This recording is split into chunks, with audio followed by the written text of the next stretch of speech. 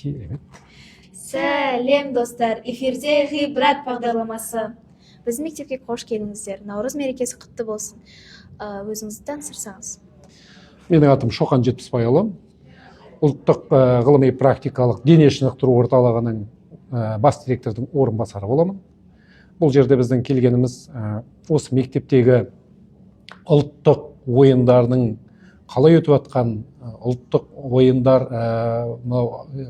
осы бүгіннен басталып бүкіл мектептерде жүріп жатыр ғой, марафон ретінде.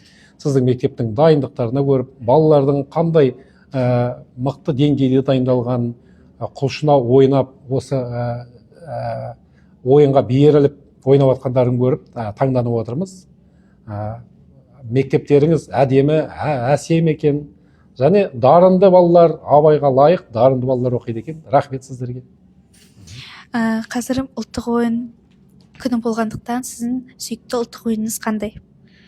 Менің сүйікті ұлттық ойыным қазақша күрес деп айтсам болады.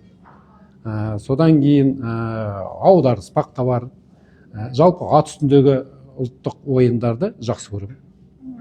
Сұхбатыңызға рахмет. Біздің мектебіміздің авторлық 90 сайын шығатын газетін сізге сыйға тартамыз. Рахмет үлкен, керемет. Қош сау болыңыздар. Рахмет.